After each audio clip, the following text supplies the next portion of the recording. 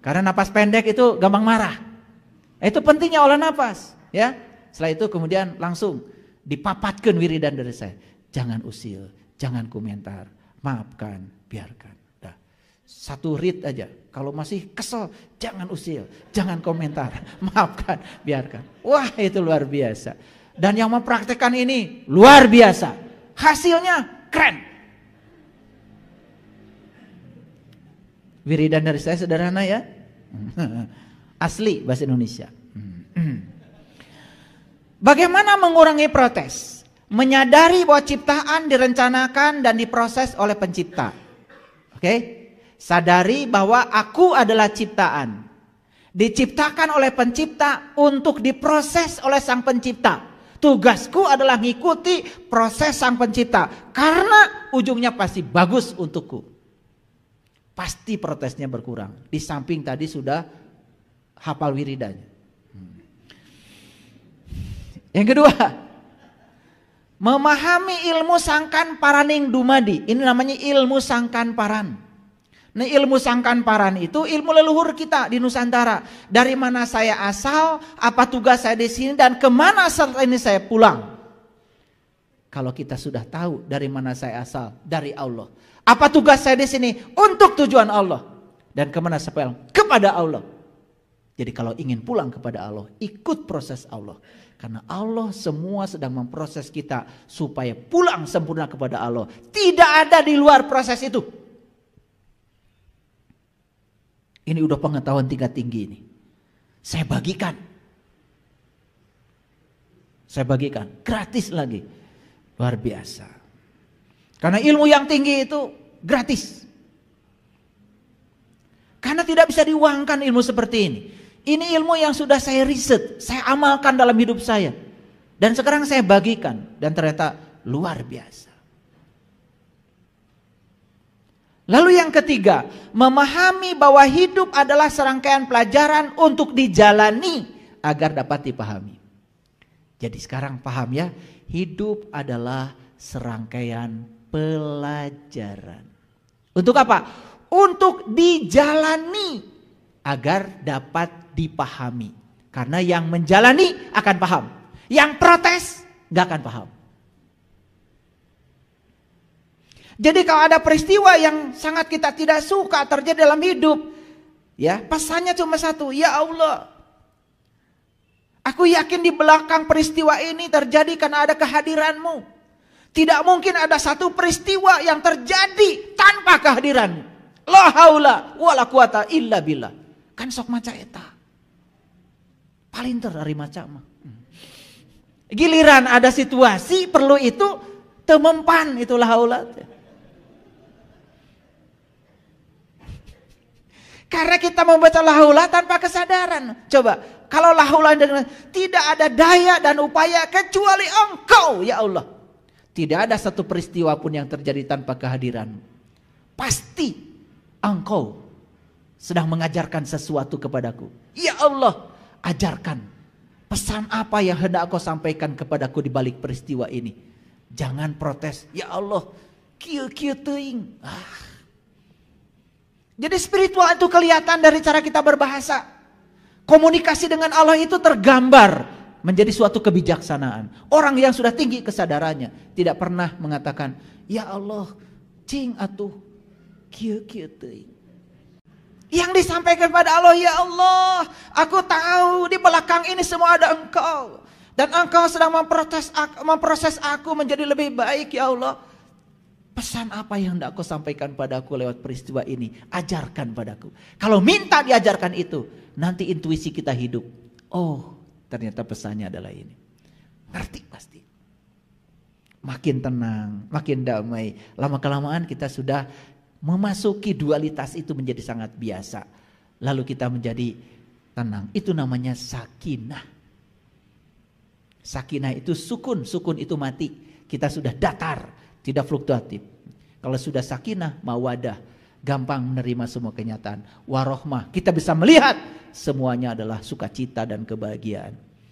Yang keempat, pahami bahwa hidup adalah latihan menerima yang tidak diinginkan dan latihan melepas yang kita inginkan supaya kita mendewasa. Ulangi. Apa hidup? Latihan menerima yang tidak diinginkan. Dan latihan melepas yang kita inginkan untuk mendewasakan diri. Menerima yang diinginkan gak usah dilatih, geus barisa. Menolak yang tidak diinginkan, tileletik. Diajarkan begitu, betul? Kadang-kadang orang tua pun begitu. Mengajarkan anak itu untuk menendang dan mencengkram. Bahkan teman pun kadeknya memilih batur teh. Si ieu ulah jeung si eta. Dari kecil tuh anak kita diprogram oleh kita. Si ini dianggap bagus, si ini sangat buruk menurut versi kita. Kenapa sih tidak diajarkan? Nah, ayo berteman dengan siapapun bagus. Ketika dia berteman dengan orang yang tidak sabar, gak apa-apa. Dia sedang dilatih sabar. Dia berteman dengan teman yang mohon maaf kurang cerdas. Siapa tahu dia dilatih untuk menjadi kreatif. Ketika berkomunikasi dengan tidak cerdas, dia menjadi cerdas. Jangan lupa, orang cerdas itu dibangun oleh orang-orang yang tidak cerdas.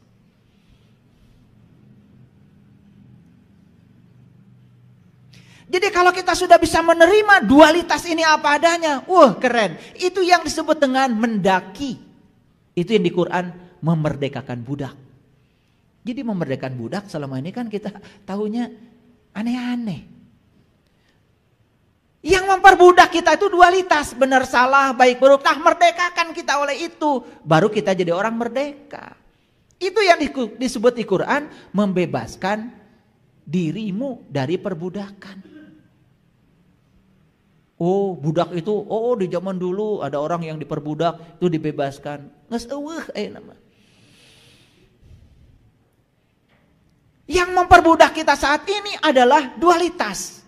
Kita diperbudak oleh yang kita ingin, dan kita sangat menakuti yang kita tidak ingin. Betul? Padahal hidup selalu dua, mendapatkan yang diinginkan, mendapat yang tidak diinginkan. Makanya sudah saya buat kajian sebelumnya. Kecerdasan adalah kemampuan seseorang beradaptasi terhadap segala perubahan.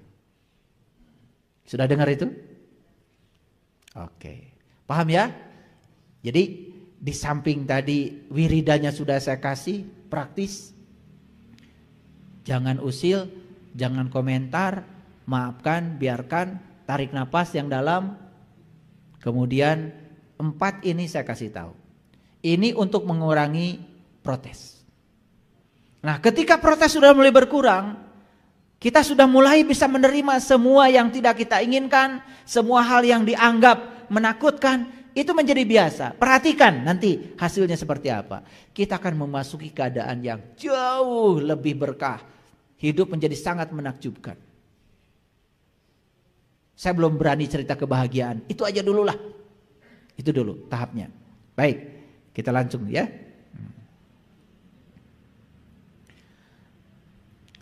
Tadi kita latihan mengurangi protes. Nah, sekarang bagaimana belajar menikmati proses? Nah, 1, pahami innalillahi wa inna ilaihi rajiun dengan benar. Yuk, innalillah, sesungguhnya kita berasal dari Allah, wa inna ilaihi rajiun, dan kita akan dikembalikan kepada apa yang kita pertuhankan. Kalau kita menuhankan Allah, baliknya ke Allah. Kalau menuhankan harta, kita akan diperkosa oleh harta. Menuhankan uang, kita akan dikendalikan uang. Menuhankan semua yang berwujud, kita akan dikendalikan oleh mereka. Bukan kita yang mengendalikan mereka. Jadi innalillah wa inna ilaihi rajiun itu artinya sesungguhnya kita berasal dari Allah dan kita akan dikembalikan kepada apa yang kita pertuhankan. Mau kembali kepada Allah? Pertuhankan Allah. Kalau kita menuhankan Allah, cirinya 1. Ridho terhadap semua realitas yang terjadi. Berserah diri kepada Allah artinya menerima semua realitas tanpa syarat. Karena sadar di balik semua realitas sekalipun saat ini kita belum bisa menerimanya, ada rencana Allah yang hebat buat kita. Yuk, ikuti prosesnya. Yang kedua, pahami bahwa semua proses adalah cara semesta memantaskan diri kita agar kita bisa pulang sempurna kepada Allah. Jadi semua proses di semesta ini sebetulnya sedang memantaskan diri kita supaya kita pantas pulang. Ayo, sedang dipantaskan oleh Allah, kemudian kita protes. Apa yang terjadi? Berarti menolak proses pemantasan Allah untuk diri kita. Makanya kita selalu tidak pantas. Apa yang terjadi? Menghadapi kehidupan takut, menghadapi kematian apalagi. Makanya di Quran jelas sekali, la tamutunna illa wa antum muslimun. Janganlah kamu mati kecuali kamu sudah menjadi seorang muslim. Siapa muslim? Orang yang berserah diri. Siapa yang berserah diri? Orang yang sudah bisa menerima semua realitas tanpa syarat. Kalau kita hari ini masih, kalau kamu baik sama saya juga akan baik sama kamu. Aduh, masih jauh itu. Sini. Seberapa rajin pun kalian datang ke tempat ibadah, seberapa banyak pun ritual yang dilakukan di tempat ibadah, kalau masih seperti itu, masih jauh. Apalagi untuk pulang kepada Allah. Belum bisa tahaluk biahlakillah, belum bisa jadi matahari. Lihat matahari. Matahari itu bersinarnya searah. Dan matahari itu tidak pernah minta balasan dari semua yang sudah dia sinari. Gara-gara matahari menyinari padi, padi tumbuh. Dan matahari tidak pernah meminta padi memberikan balasan atas sinar yang diberikan kepadanya. Setelah selesai menyinari, selesai. Suci sekali. Tasbihnya matahari itu. Beda dengan kita. Berbuat baik saja, kadang-kadang banyak syarat. Aku akan setia kepada kamu kalau kamu setia kepadaku. Gombel.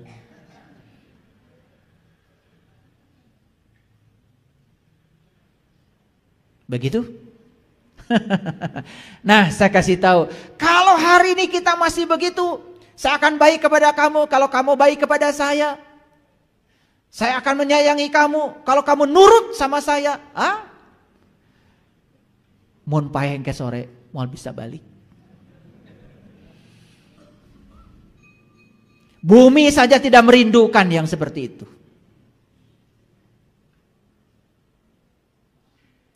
Masih jauh tingkatannya.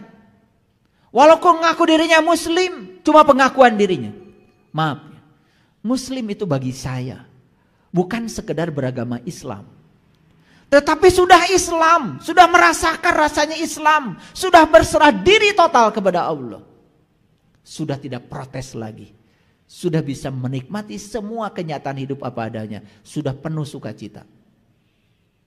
Nih saya kasih tahu, kalau orang yang sudah selesai dengan dirinya, apapun yang sedang terjadi dalam kehidupannya, tidak masalah, tidak mengubah wajahnya. Wajahnya selalu penuh sukacita.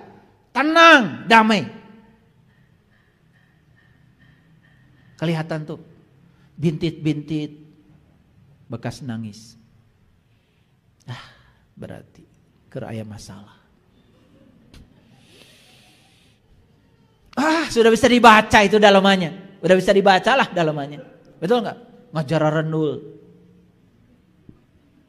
Panona. Udah bisa dibaca. Hidupnya masih menendang, mencengkram. Sudah bisa dibaca. Belum mencapai derajat muslim yang sesungguhnya. Beragama sih sudah, ngakunya. Padahal menjadi muslim itu syarat mati loh. Syarat mati. 3. Proses berasal dari pikiran yang menghakimi, bukan dari kesadaran. Jadi protes itu berasal dari pikiran yang menghakimi, pikiran yang gelap, pikiran yang masih terjebak benar dan salah. Dari situ sumbernya protes. kalau kesadaran tidak pernah protes. Oleh karena itu, untuk belajar menikmati proses, berarti harus meningkatkan kesadaran. Supaya pikiran dapat dikendalikan oleh kesadaran. Yang keempat, protes adalah sumber penderitaan, sedangkan penerimaan adalah sumber kedamaian. Jadi sekarang kita bisa simpulkan, semua penderitaan kita dalam hidup berasal dari protes. Kalau kita menerima, ternyata di situ ada yang namanya kedamaian. Paham sampai sini? Oke. Lanjut. Bagaimana belajar menikmati proses? Belajar dari kerang. Memproses rasa sakit menjadi mutiara.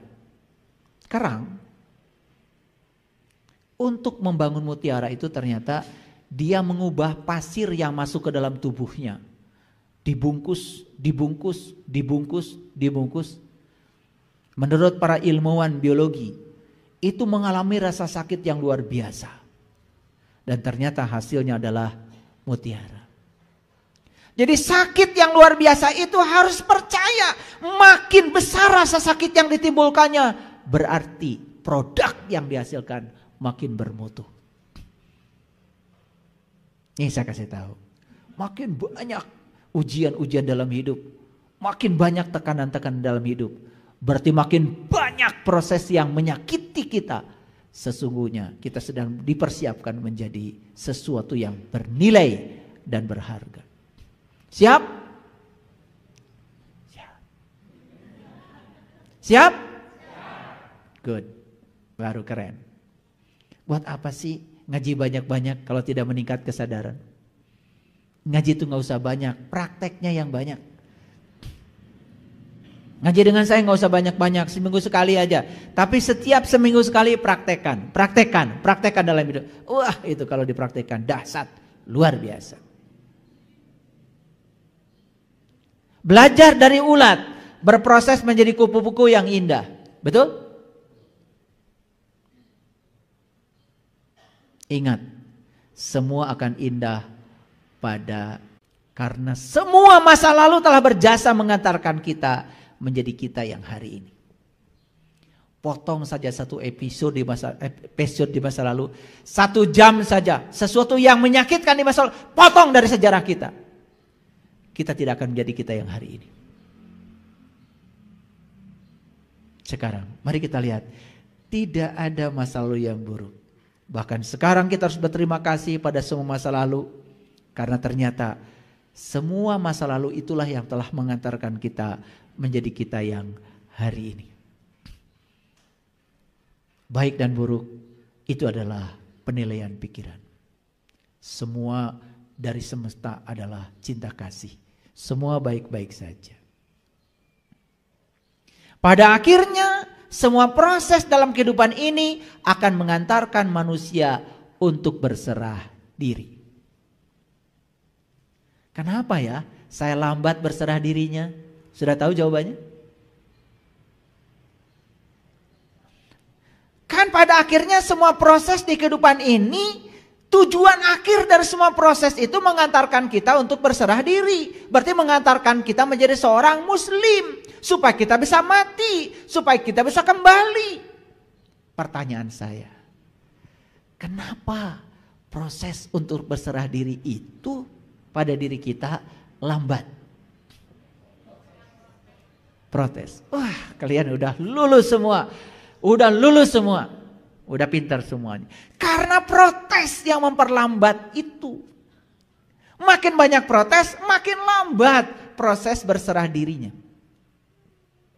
Dan kalau kita mati dalam keadaan tidak berserah diri, masih protes.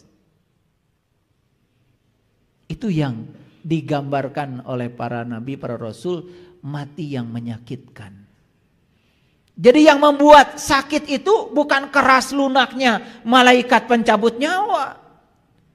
Tetapi yang membuat sakit itu adalah seberapa kuat cengkraman kita kepada sesuatu yang kita cengkram.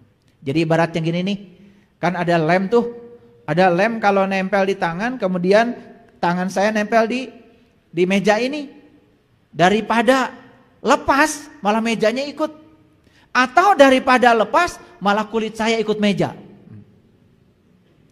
Seperti itu.